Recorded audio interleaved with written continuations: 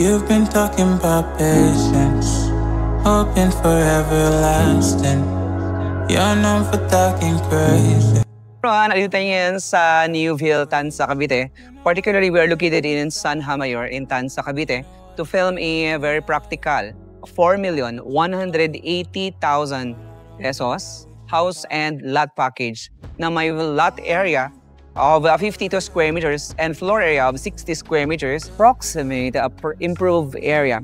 So available sa Pag-ibig and bank financing. Nasa phase 2 na tayo ngayon because the phase 1 is almost sold out, pero ang phase 2 may good news because 7,000 per month. Basta mayroon kayong 5% spot down. Remaining balance after the reservation fee is 7,000 pesos. So house and lot package for the down payment.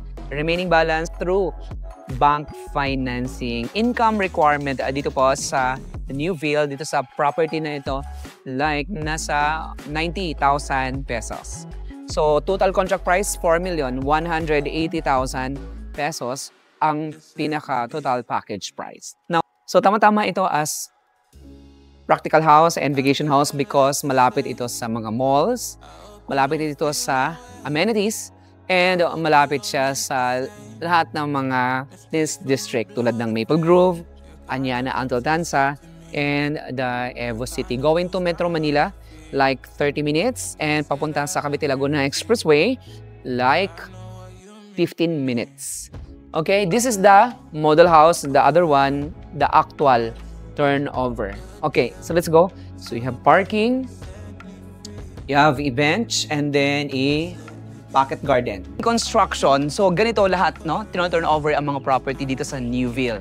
So, wala na kayong gagawin maliban sa landscaping at maglagay ng mga gamit. Now, ito yung corner lot. So, maganda ang corner. Although right now, meron tayong 5 corner lot, but it's for construction. So, tama-tama siya for reservation, provided na kumpleto ang ating pinaka-requirements.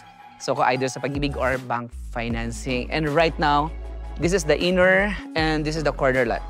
Now, yung facade, so may iba-ibang kulay. Okay, modification of the color combination for approval. But you know guys, napakaganda rin yung kulay, no? Diba? Masarap sa mata, masarap sa paningin. And then, ganito kalapad yung kalsada. And then, right here, lahat ng bahay, meron na siyang fence. So, maglalagay nila kayo ng gate. At least you have that privacy.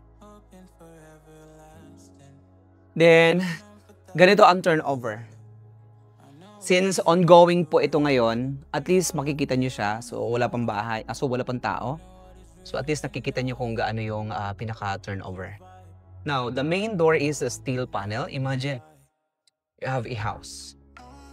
Okay, you're living in a dining, naka-floor tiles. Okay, nice ceiling design. So, yung pinaka-hagdanan natin is a steel staircase. Then, over here, you have a straight counter and a cabinet. Ganito na yung actual turnover. Then, over here, okay, you have the shower room. Right. This is the shower area. And right now, half ang pinaka-floor bathroom tiles. No, half. But you have a water closet and shower.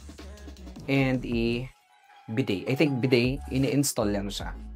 Then, dito sa likod, ito yung magandang part because pag nagluto tayo, no?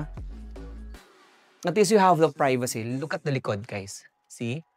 So, dito sa likod, pwede kayong maglagay ng canopy para meron kayong bubong. Or it can be your laundry area, pwedeng service area, or multifunctional area. Or pwede kayong mag-set up dito ng like chairs, tables. Diba? Now, tingnan natin sa itaas. Now, sa second floor, okay, let's go. So, ang pinakahagdan natin is steel. Right. So, dito sa taas, yung flooring natin is naka-vinyl floor tiles. Then, this is the first bedroom.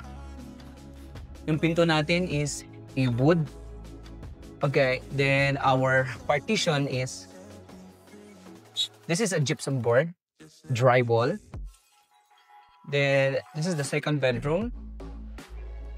Yung common wall natin, it's a permanent wall because this is a townhouse. So, yung ating partitions inside is a drywall.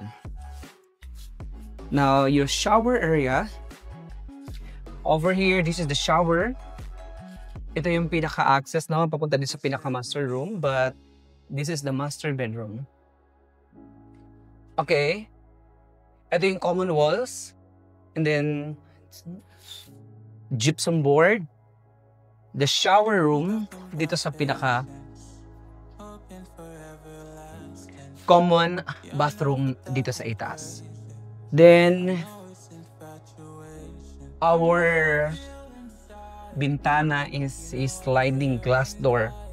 And a glass door nitong ating pinaka pinto, no? Dito sa balcony. And this is our community.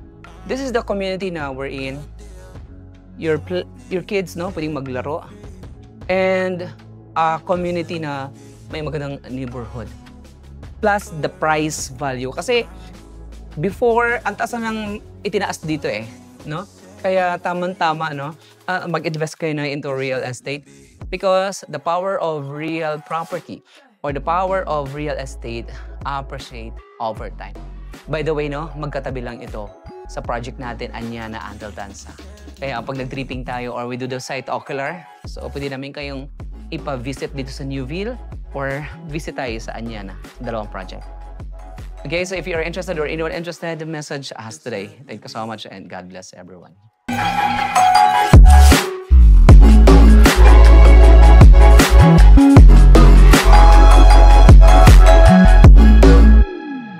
Just let me be.